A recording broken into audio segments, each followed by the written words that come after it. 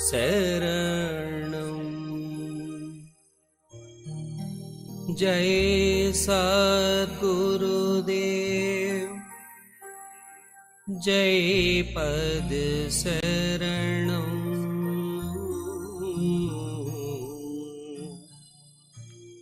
श्री यशरूप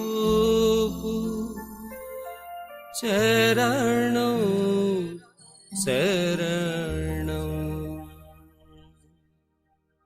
जय सद्गुरुदेव जय पद शरणं। श्री यशरूप चरणं शरणं। जय सद्गुरुदेव जय पद शरणं। श्री यशरूप चरणं शरणं। जय सद्गुरुदेव जय।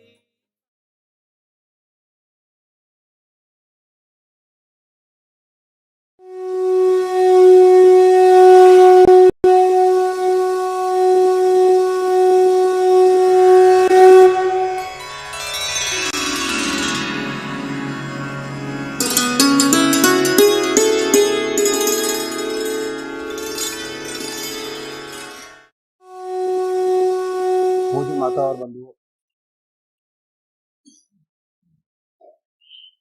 अभी एक भजन होगा और भजन के साथ साथ सभी भाई बहन अपने अपने इष्ट का ध्यान करेंगे। ध्यान कैसे करें, बहुत शॉर्ट में ध्यान करने का तरीका मैं आपके सामने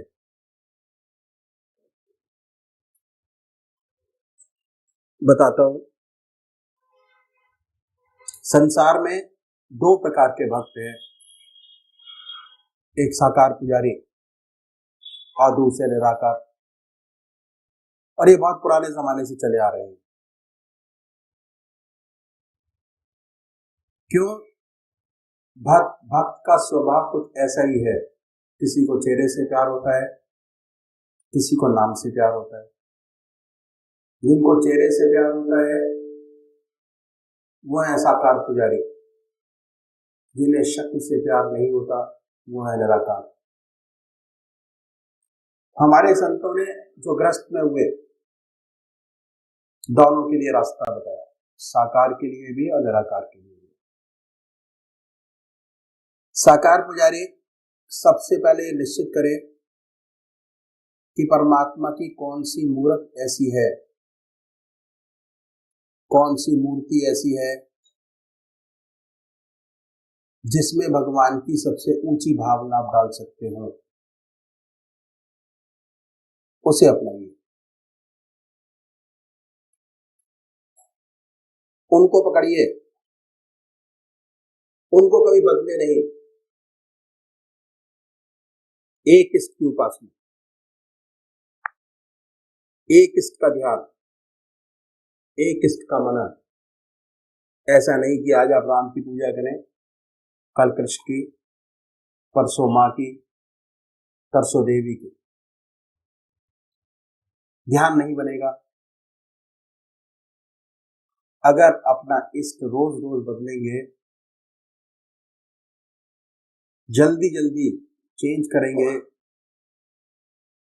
तो ध्यान आपका नहीं बनेगा। पूजा का जो मकसद है वो है चित्त की एकाग्रता प्राप्त करना, कंसंट्रेशन ऑफ माइंड, और वो जब ही होगा जब आपका एक इष्ट हो। और जब एक इष्ट होगा तभी आध्यात्मिक अनुभव आपके खुलेंगे। एक इष्ट की उपासना। तो ये मानिए, जिस इष्ट को आप मानते हैं कि वो इष्ट हमारा सशरीर हमारे सामने विद्यमान है, अपने सामने उनकी पवित्र मूर्त को बनाएं, बड़े प्यार से। बड़ी बड़ी आंखें हैं, गोल चेहरा है, जटाएं हैं, सर्पों की माला है, बनाएं अपने सामने अपने इष्ट को। दिल हमारा धड़कता रहता है, दिल की हर धड़कन से जो मंत्र आपका है उसको उच्चारित होते सुने कि हमारे हृदय से हमारे दिल का नाम, हमारे इष्ट का नाम निकल रहा है और हम उसको सुन रहे हैं। और जब तक ऐसा ना हो तब तक जिह्वा से बड़े प्यार से, बड़े आराम से उस नाम को ले सकते हैं। पर होता क्या है कि थोड़े समय तक तो नाम चलता है, उसके बाद मन इधर आधर कहीं भाग जाता है। पता कैसे लगता है? पता ऐसे लगता है कि हमारी आत्मा हमारे मन को देखती रहती है, वो बताती रहती है कि हमारा मन क्या कर रहा है। जैसे ही आपका मन ये कहे कि आपका ध्यान आपके इष्ट के चरणों से हट गया, फिर दोबारा अपने मन को पकड़िए, अपने इष्ट की याद में लगाएं। फिर कहीं दूसरी जगह मन चला जाएगा, उनको पकड़िए, अपने इष्ट की याद में लगाएं। निरंतर प्रयास करना पड़ेगा। यकीन मानिए, अगर आप 20 मिनट की कंसंट्रेशन में, ध्यान में आज आपके 50 विचार आ रहे हैं, तो अभ्यास से, अगर निरंतर अभ्यास करते रहेंगे तो एक दिन ऐसा आएगा कि जब जैसे ही आप पूजा में बैठेंगे आपका मन आपके इष्ट के चरणों में लगा होगा। दूसरे वो भाई हैं निराकार भगवान के उपासक हैं, ओम, अल्लाह, वाहिगुरु, बड़े प्यार से बैठे। मन को साफ कीजिए और ये महसूस करें कि हमारे दिल से ओम नाम निकल रहा है और हम उसको सुन रहे हैं बड़े प्यार से। ओम ओम ओम। जैसे कोई दूसरा विचार आए उन विचारों को हटाइए, फिर अपने इष्ट की याद में लगिए, अल्लाह अल्लाह, बड़े प्यार से। सांसारिक विचार आएंगे, उनको हटाएं, फिर अपने इष्ट की याद में लगे, फिर हटाएं, फिर अपने इष्ट की याद में लगे। तो अभी एक भजन होगा और भजन के साथ साथ सभी भाई बहन अपने अपने इष्ट की याद में बैठेंगे। निहा होकर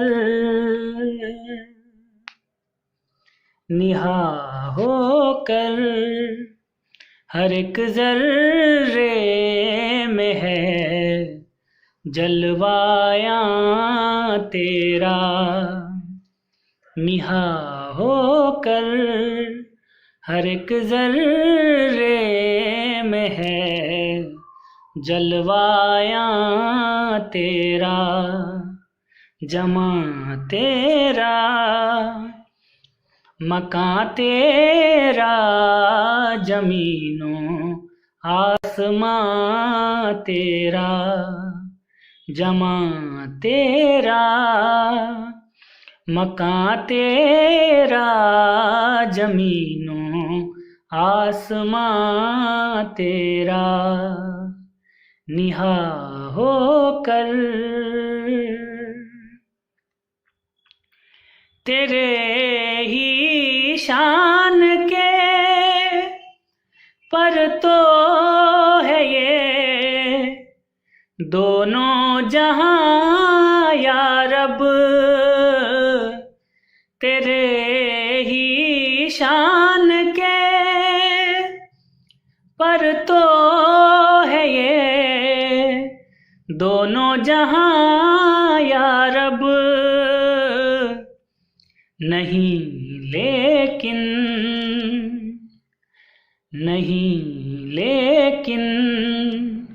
किसी ने आज तक पाया निशान तेरा।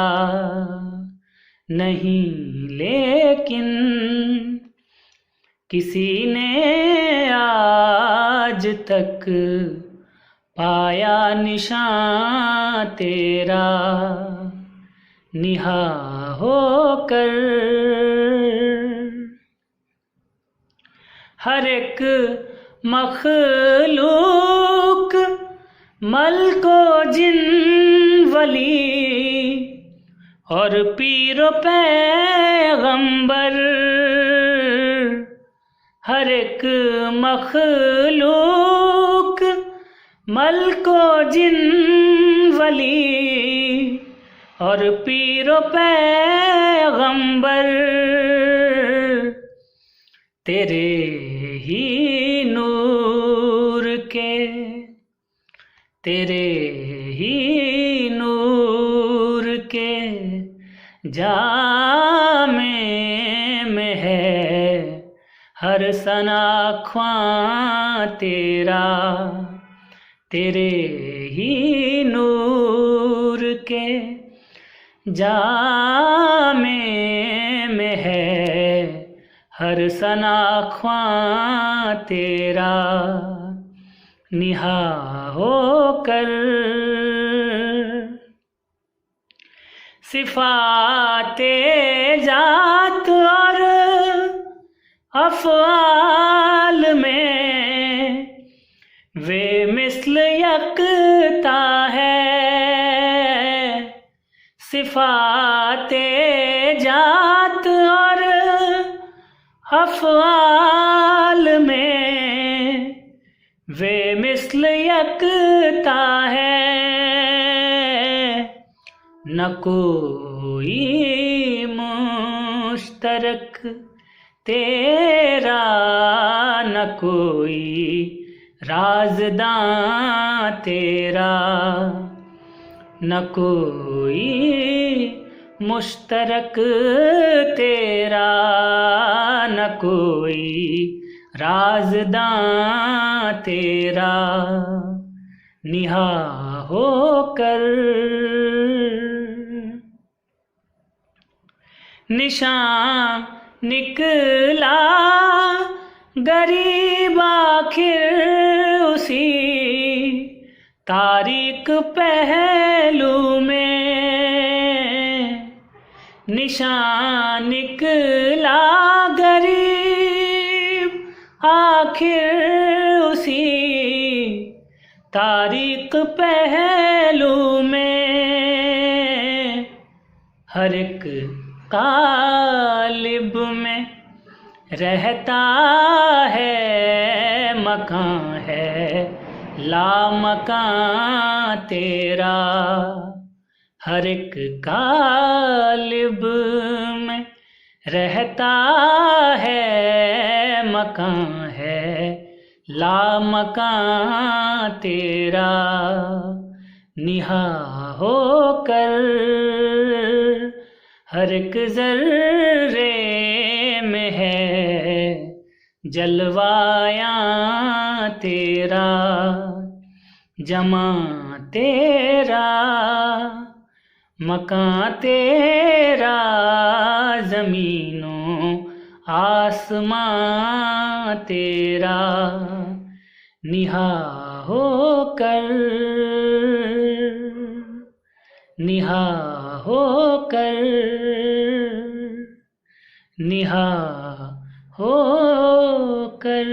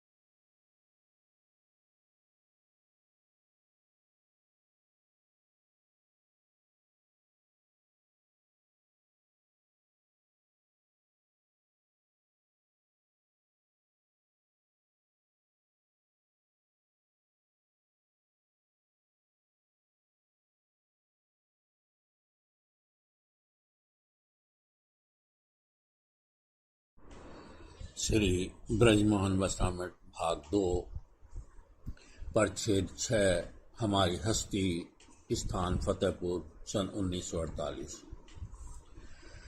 तब नारद गवने शिव पाही, जिता काम अहमिति मन माही। मार चरित शंकर ही सुनाए, अति प्रिय जान महेश सिखाए। समय सायंकाल 8 बजे का है। श्री परम पूज्य सदगुरु जी बैठक में तख्त पर विराजमान हैं। शांति और आत्मिक आनंद की धाराएं आपके मस्तिष्क से निकलकर कमरे को ओत-प्रोत कर रही हैं। सभी सत्संगी भाई आनंद में झूम रहे हैं। बड़ा ही शांतिपूर्ण वातावरण बना हुआ है। आपने फरमाया, हमारा अस्तित्व आत्मा से लेकर स्थूल शरीर तक आनंद की जीती जागती जिंदगी है। आनंद ही का खेल इस सारे शरीर में किलोल कर रहा है। मन की वासनाओं में भी आनंद का रहस्य छिपा है और शरीर के कार्यों के कर्मों तथा विषयों में भी आनंद व खुशी का मामला मौजूद है। हमारी हस्ती 3 भागों में बटी हुई है। पहली है कारण शरीर, दूसरी सूक्ष्म शरीर, तीसरी स्थूल शरीर। जहाँ देखा जाए आनंद व खुशी का ही मामला है। अगर कोई वासना उठती है, उसमें मनसा पूरी होने की चाहना रहती है। यदि कोई काम इंद्रियों से करना है तो वहाँ भी यही बात। तात्पर्य यह है कि मुख्य चीज तीनों जगह अर्थात विषय वासना में आनंद व खुशी है, वरना ये दोनों बेकार हैं। कारण शरीर में आत्मा का ही भाग है, इसलिए इसमें जो रहता है वह आनंद ही आनंद है और कुछ नहीं। यहाँ आनंद ही से आनंद अनुभव किया जाता है और इसलिए मन आत्मिक आनंद की रुचि और शक्ति को बलवान करके यहाँ आनंद का अनुभव दे सकता है। सूक्ष्म शरीर और स्थूल शरीर दोनों ही जगह आनंद का जीवन है, लेकिन यहाँ यह वासना और विषय के अधीन है। अर्थात मन और शरीर में वासना और विषय के द्वारा ही आनंद और खुशी प्राप्त कर सकते हैं। इसलिए मन और शरीर दोनों जगह आनंद अकेले रहता है, बल्कि सूक्ष्म शरीर यानी मन में आनंद का पूरा नाम वासना आनंद है। इसी तरह स्थूल शरीर में आनंद का नाम विषय आनंद कहलाता है। पहला है कारण शरीर, इसमें आनंद और आनंद है। दूसरा सूक्ष्म शरीर वासनानंद बराबर वासना प्लस आनंद। तीसरा है स्थूल शरीर विषय आनंद बराबर विषय प्लस आनंद। ऊपर दी गई तालिका में देखने में बात साफ हो जाती है और यह मालूम हो जाता है कि आनंद तो शुरू से लेकर नीचे तक बराबर है, लेकिन एक दशा से आगे उतरकर दूसरी और तीसरी दशाओं में मिलने से उनके साथ नाम व रूप में बदलता जाता है। अतः यदि वासनानंद और विषय आनंद में वासना और विषय दोनों को दबा दिया जाए तो फिर पढ़ने में तीनों ही जगह साफ आनंद ही आनंद शेष रह जाता है। बस साधन और योग से पहला उद्देश्य यही है और बिल्कुल सच है। जैसे यदि खराब काम करने, बुरा और दुखदायी शब्द बोलने को दबाकर तथा रोककर नेक काम और भला शब्द लिया जाए तो वहीं का वहीं कैसा आनंद पैदा हो जाता है। इस तरह के साधन की आदत डालने से रोज रोज आनंद का भाग बढ़ता जाता है और जितना आनंद का भाग बढ़ता जाता है उतना ही उसमें आत्मबल पैदा होता जाता है तथा मन शुद्ध होकर आत्मरुचि तथा आत्मशक्ति वाला बनकर सुषुप्ति और समाधि की अवस्थाओं में गोता मारने और तरक्की करने के लायक हो जाता है। हाँ, यह जरूर है कि मन को दबाकर साधना करना मामूली काम नहीं। इसमें वह संसारी संस्कार का वासना रूपी नाग रहता है, जिसको भगवान श्री कृष्ण ही अपनी तवज्जो के बल से नाथ कर साफ कर सकते हैं। हमारे श्री कृष्ण सचमुच यहाँ पर हमारे लिए सतगुरु होते हैं, जिनकी पवित्र आत्मिक शक्ति व तवज्जो हमारे मन में सुरत शब्द की ओर, मन में सुरत शब्द की डोर से वासना की शक्ति को नाथ और दबाकर ठीक कर लेते हैं और ऐसी युक्ति या तरीका अभ्यास में बतलाते हैं जिसमें जान होती है तथा कृपा सागर होने से अपनी तवज्जे द्वारा हमारे वासनानंद से वासना को धो धोकर जला जला कर मन को आनंद से भर देते हैं, जिनका अनुभव अभ्यासियों को सत्संग में हुआ करता है। इसके पश्चात आप यकायक फिर समाधि अवस्था में डूब गए, आत्मिक आनंद में डुबकियां ले रहे हैं। थोड़ी देर बाद आपने फिर आंखें खोली और फरमाया, एक दिन की बात है, यह सेवक महात्मा श्री रामचंद्र जी महाराज के पास अकेले में बैठा था और महात्मा जी उस रोज अपनी वह रूहानी घटनाएं जो उनको अपने गुरुदेव के सत्संग में गुजरी थी बतलाकर सेवक को समझा रहे थे कि अचानक दो साहब वृंदावन से पधारे। महात्मा जी ने उनको बड़े आदर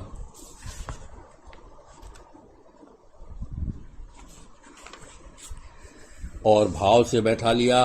आखिर में उनमें से एक साहब ने पूछा कि आपका वर्ण कायस्थ है, लेकिन आप काम ब्राह्मणों का कर रहे हैं। यह सुनकर महात्मा जी के नेत्रों में आंसू भर आए। फिर बोले, महाराज आप पंडित हैं और सब जानते हैं, मैं बेपढ़ा हूँ, लेकिन ब्राह्मण होने के जवाब में यही जानता हूँ कि एक ऐसे वर्ण में मेरी पैदाइश बतलाई गई है जिसका काम सिर्फ धोबी और भंगी का ही हो सकता है। इससे अधिक मेरे सतपिता ने मेरी कोई हैसियत नहीं बतलाई है। यह सुनकर उस पंडित जी का भी जी भराया और तवज्जो के लिए प्रार्थना की। थोड़ी देर बाद पूज्यपाद महात्मा जी ने आपको दिल पर ध्यान जमाने की युक्ति बतलाकर बिठलाया और तवज्जो दी।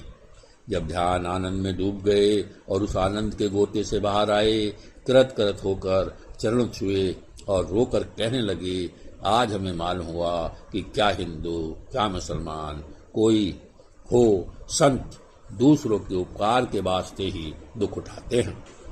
इसके पश्चात आपने फिर यह फरमाया कि छोटी छोटी गुर की बातों को एक तो लोग जानते नहीं और यदि बतलाई जाती है तो उन पर अपनी समझ से अनावश्यक समझकर ध्यान नहीं देते।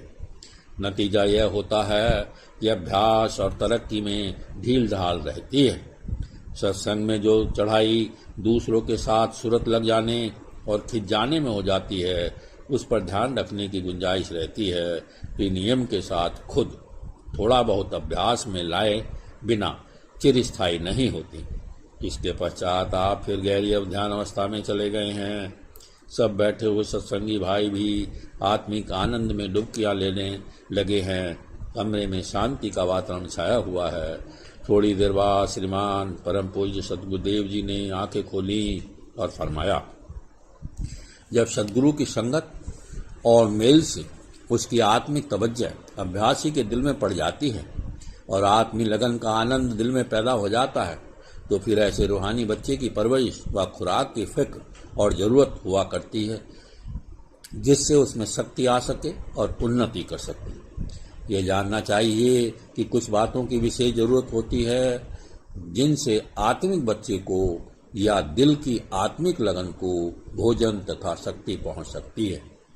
पहली है मालिक की याद या उसके सुमरन से, दूसरा युक्ताहार विहार से अर्थात जो कुदरतन या अखलाकन और धर्मानुसार बातें करनी हैं वह की जाएं। तीसरी है युक्ताहार विहार के विरुद्ध ना करने से, अर्थात जो मन काम क्रोध मोह लोभ के वश में होकर जरूरत या आवश्यकता के विरुद्ध करावे, उससे मन को रोकने और साधने से। 4 खूब पेट भर कर भोजन ना करने से। 5 धर्मशास्त्र के अनुसार काम करने से। यह सभी जानते हैं कि ईश्वर की याद और उनके सुमरन में खुद ही प्रकाश और आनंद है। अतः और उससे और भी सुंदर प्रकाश व आनंद व शांति दिल में पैदा होती है। मगर हाँ, यह बात कि याद व सुमरन किस तरह करना चाहिए जिसमें प्रकाश व आनंद खुद हो, अपने सद्गुरु से ही मालूम होगी। क्योंकि ये जिज्ञासु या अभ्यासी की प्रकृति और उसकी दशा के अनुसार विधि बताते हैं, लेकिन क्योंकि अनुभवी होते हैं इसलिए कोई न कोई गुर उस विधि में लगा देते हैं, जिससे कि उन गुरुओं की सहायता से पढ़ने पढ़ाने या लेन देन व सीखने सिखाने का काम झटपट आनंद के साथ चालू हो जाता है और आत्मिक बिजली के झटके या असरात दिल में नई जान डालने लगते हैं।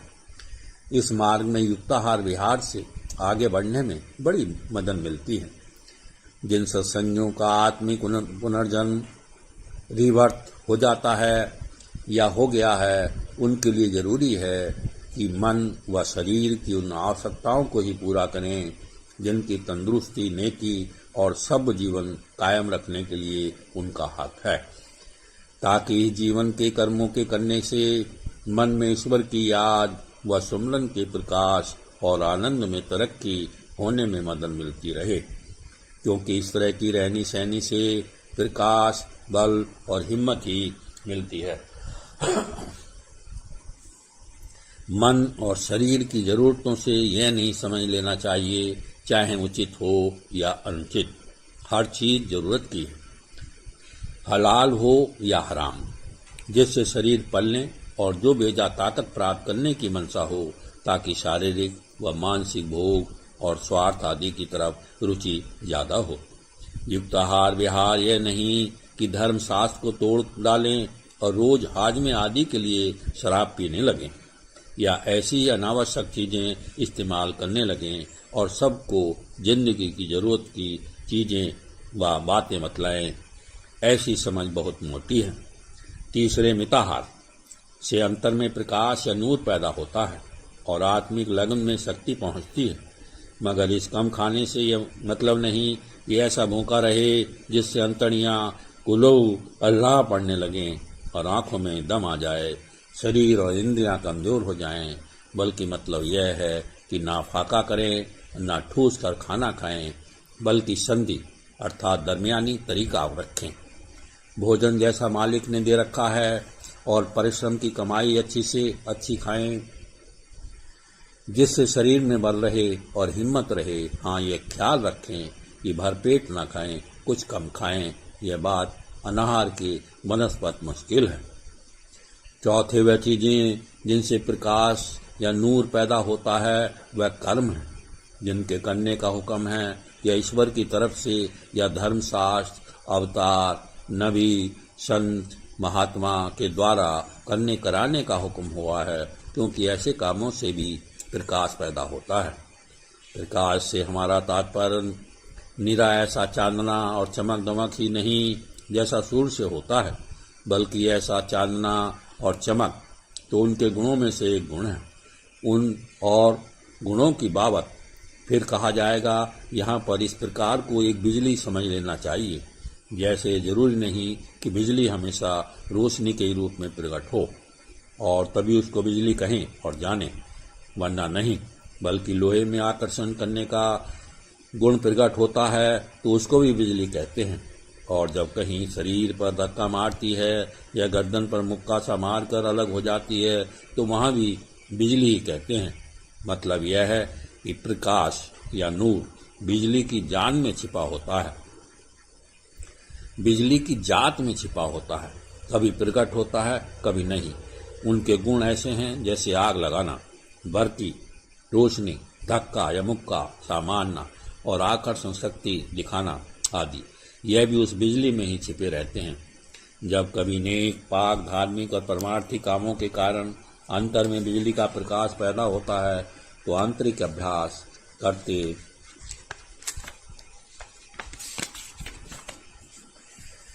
बीच बीच में तारा, चंद्र, सूरज के से प्रकाश मालूम होते हैं। और दूसरे गुण जब बिजली के संग प्रकट होते हैं तो मानसिक नींद, आत्मिक गर्मी, संतोष, आनंद, शांति आदि पैदा होते हैं।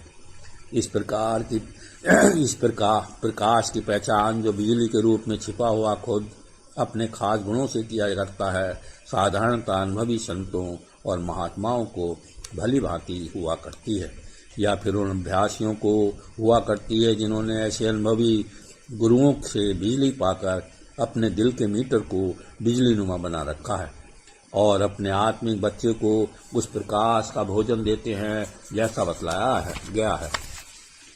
जिसका अभी आत्मिक बच्चा पैदा नहीं हुआ या दिल का मीटर नहीं जागा है, वह उन प्रभावों को नहीं जान पाते। जिस तरह की बड़े बालकों की तंदुरुस्ती और रोग की दो दशाएं होती हैं, उसी तरह आत्मिक बच्चे के साथ भी ऐसी ही दो बातें होती हैं। जब कोई शिकायत या रोग नहीं होता तब स्वास्थ्य है, और जब शिकायत होती है तब रोग। आत्मिक बच्चे की बीमारियों और मौत का कारण वही बुरी बातें होती हैं जो उन बातों से विरुद्ध होती हैं जिनसे आत्मिक प्रकाश पैदा होता है, अर्थात जिनसे अंधकार पैदा होता है। या बुरी बातें बीमारी की जड़ हैं। ये कुछ मुकाबले की बातें लाभदायक होती हैं। पहली है प्रकाश, नूर, और दूसरी अंधकार, जुल्मत। पहली है याद या सुमरन, जिक्र इलाही से, अंधकार में गफलत से। दूसरा युक्ताहार, विहार, रहनी, सहनी, और व्यवहार में समान अवस्था यानी अदाय हक के नफस से। आहार, विहार व रहनी सहनी में बेतरतीब व बेकायदी से। तीसरा है पेट भर खाने के बजाय कम खाने से। तीसरा पेट भर तन कर खाने से। चार धर्मशास्त्र के अनुसार कर्म व अमल करने से। इसके खिलाफ काम, क्रोध, लोभ, मोह के बस खुदी व खुजल से कर्म करने से। अपने आत्मिक बिजली वाले अभ्यर्थियों की संगत और मेल से वह मदद मिलती है। नाजिन्स और दूसरों की संगत और मेल से उसके मायावी बल व संसारी भावों की बिजली से या सूक्ष्म बिजली दब जाने से। छह पाक और साफ रहने से, नापाक और गंदे रहने से। ध्यान व सुमरन और याद में दिल लगाने से। पहले संकल्प करके ध्यान व सुमरन और याद में दिल लगाना और प्रकाश पैदा होता है। शुरू में नियम न बांधने से उस काम या साधन ध्यान व सुमरन में जल्दी हिम्मत व दिल नहीं जमता और प्रकाश के बजाय भ्रम पैदा होता है। इसके पश्चात धीरे धीरे फिर समाधि अवस्था में चले गए। उनके साथ साथ बैठे हुए सत्संगी भाई भी आंतरिक ध्यान में डुबकियां लगाने लगे। कमरे में आत्मिक शांति, प्रकाश व आकर्षण की धाराएं बहने लगी।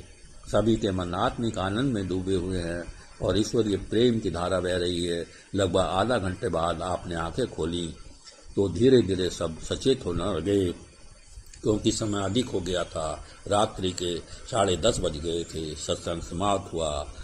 सब सत्संगी भाई बहन पूजनीय सद्गुरुदेव जी को दंडवत प्रणाम करके अपने अपने घरे को चले गए। परमात्मा तू ही है, तेरी इच्छा पूर्ण।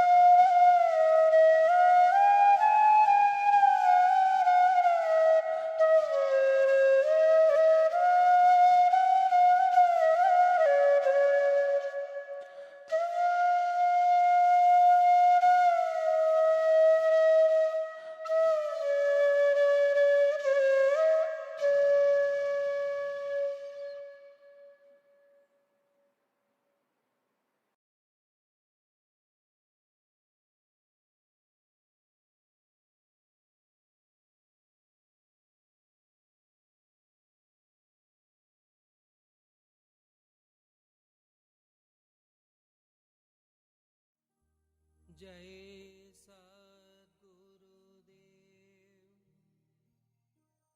जय पद शरणं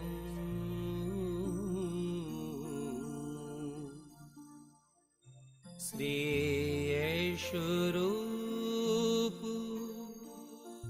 चरणं शरणं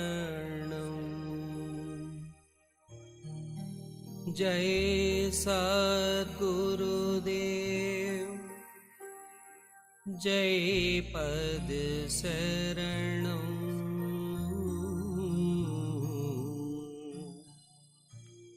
श्री यशोरूप चरणं शरणं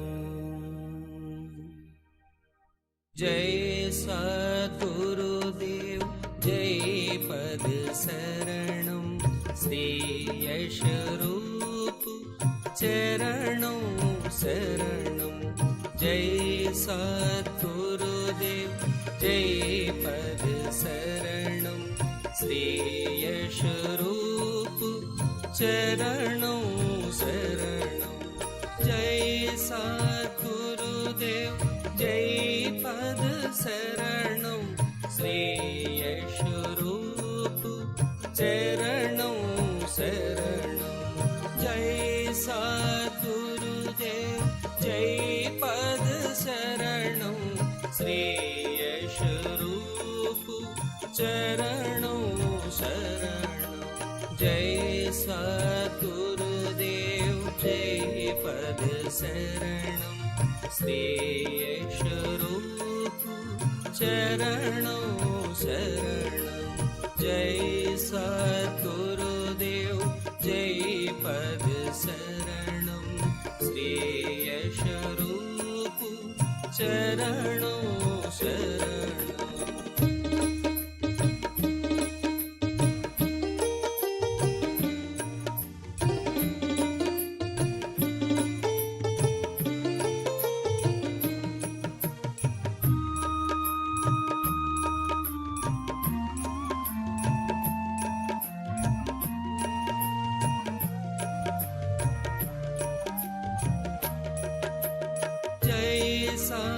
सद्गुरुदेव जय पद शरणं श्री यशोरूप चरणं शरणं जय सद्गुरुदेव जय पद शरणं श्री यशोरूप चरणं शरणं जय सद्गुरुदेव जय पद शरणं श्री यशोरूप चरणं शरणं जय सद्गुरुदेव जय पद शरणं श्री यशोरूप चरणं शरणं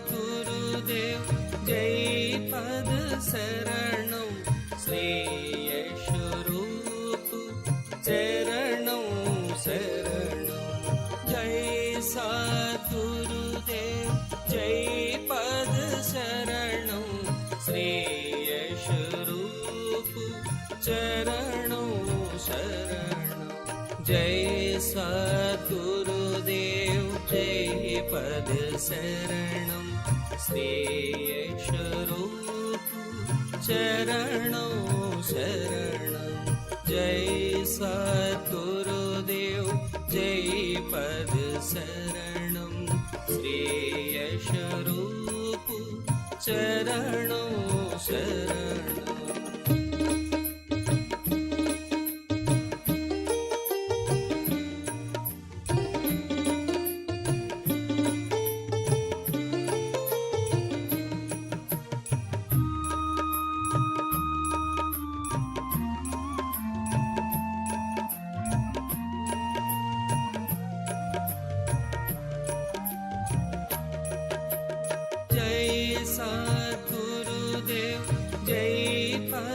शरणं श्रेयस्वरूप चरणं शरणं जय सद्गुरुदेव जय पद शरणं श्रेयस्वरूप चरणं शरणं जय सद्गुरुदेव जय पद शरणं श्रेयस्वरूप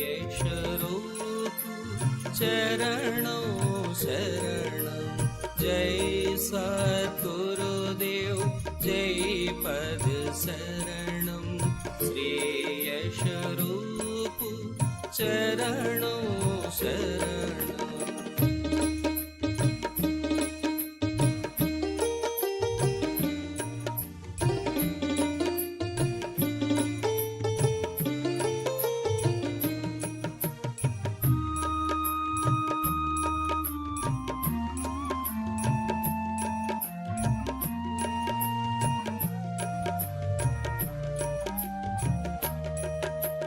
जय सद्गुरुदेव जय पद शरणं श्रेयस्वरूप चरणं शरणं जय सद्गुरुदेव जय पद शरणं श्रेयस्वरूप चरणं शरणं जय सद्गुरुदेव जय पद शरणं श्रेयस्वरूप चरणं शरणं जय सद्गुरुदेव जय पद शरणं श्रेयस्वरूप चरणं शरणं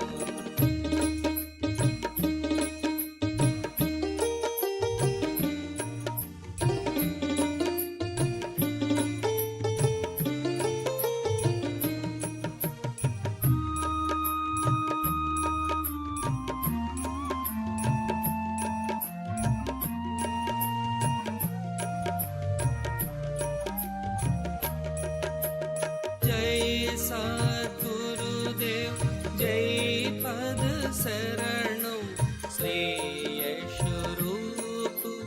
चरणं शरणं जय सद्गुरुदेव जय पद शरणं श्रेयस्वरूप चरणं शरणं जय सद्गुरुदेव जय पद शरणं श्रेयस्वरूप चरणं शरणं जय सद्गुरुदेव जय पद शरणं श्रेयस्वरूप चरणं शरणं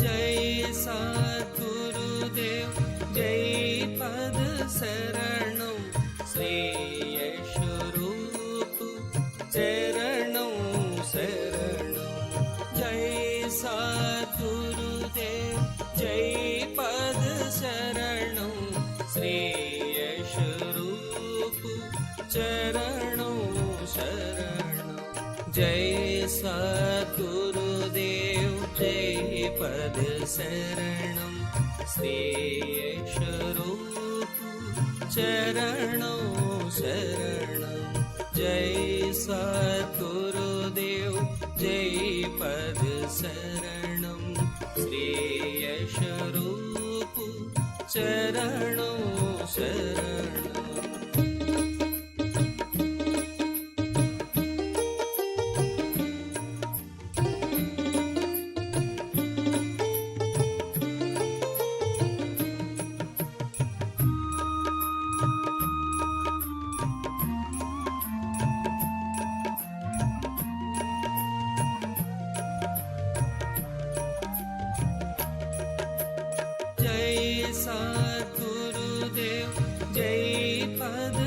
शरणं श्रेयस्वरूप चरणं शरणं जय सद्गुरुदेव जय पद शरणं श्रेयस्वरूप चरणं शरणं जय सद्गुरुदेव जय पद शरणं श्रेयस्वरूप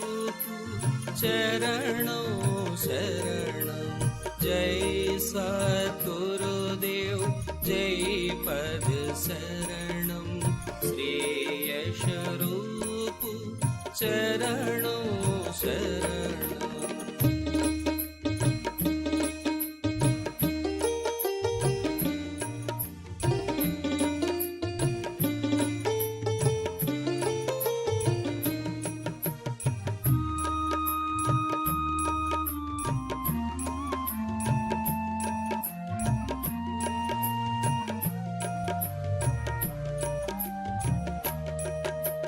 जय सद्गुरुदेव जय पद शरणं श्रेयस्वरूप चरणं शरणं जय सद्गुरुदेव जय पद शरणं श्रेयस्वरूप चरणं शरणं जय सद्गुरुदेव जय पद शरणं श्रेयस्वरूप चरणं शरणं जय सद्गुरुदेव जय पद शरणं श्रेयस्वरूप चरणं शरणं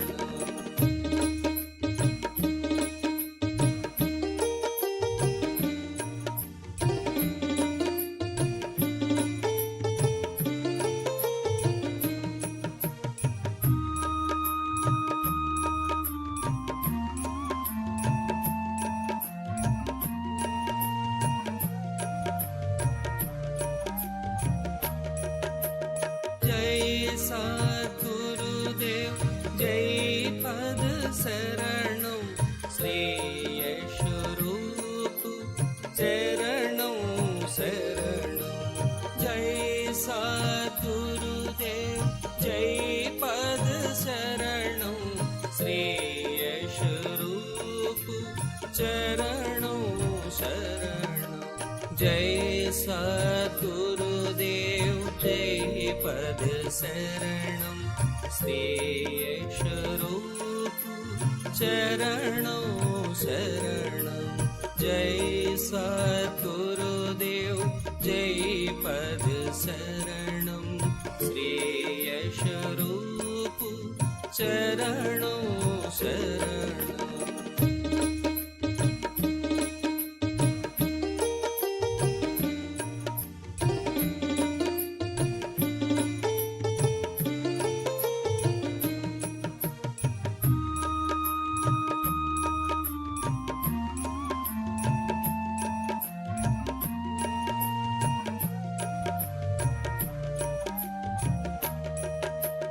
जय सद्गुरुदेव जय पद शरणं श्रेयस्वरूप चरणं शरणं जय सद्गुरुदेव जय पद शरणं श्रेयस्वरूप चरणं शरणं जय सद्गुरुदेव जय पद शरणं श्रेयस्वरूप चरणं शरणं जय सद्गुरुदेव जय पद शरणं श्रेयस्वरूप चरणं शरणं जय सद्गुरुदेव जय पद शरणं श्रेयस्वरूप चरणं शरणं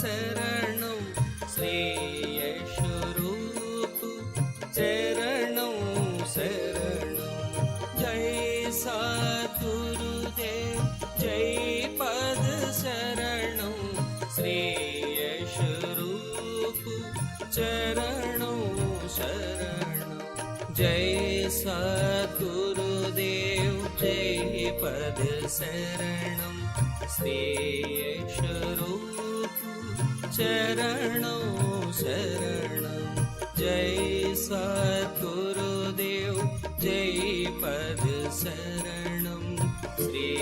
चरणं शरणं जय सद्गुरुदेव जय पद शरणं श्रेयस्वरूप चरणं शरणं जय सद्गुरुदेव जय पद शरणं श्रेयस्वरूप चरणं शरणं जय सद्गुरुदेव जय पद शरणं श्रेयस्वरूप चरणं शरणं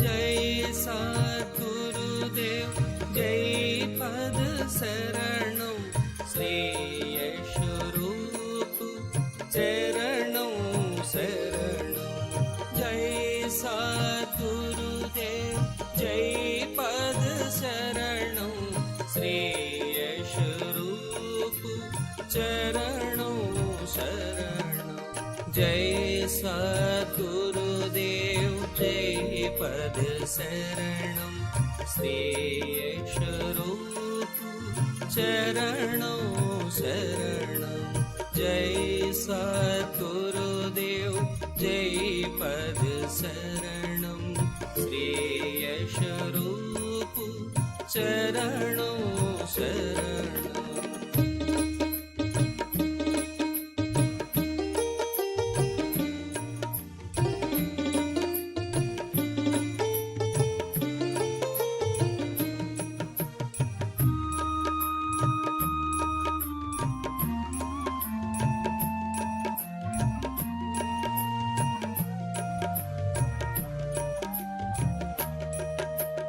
जय सद्गुरुदेव जय पद शरणं श्रेयस्वरूप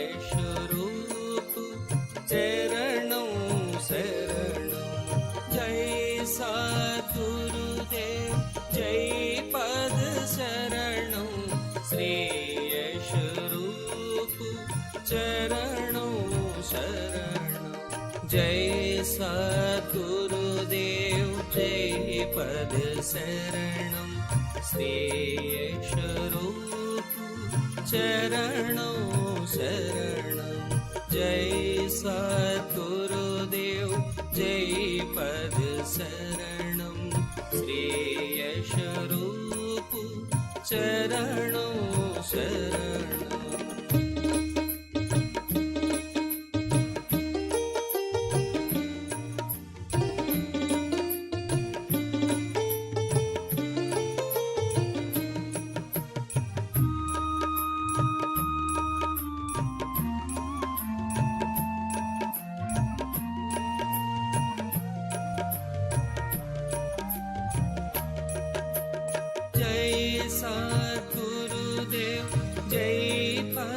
शरणं श्रेयस्वरूप चरणं शरणं जय सद्गुरुदेव जय पद शरणं श्रेयस्वरूप चरणं शरणं जय सद्गुरुदेव जय पद शरणं श्रेयस्वरूप चरणं शरणं जय सद्गुरुदेव जय पद शरणं श्रेयस्वरूप चरणं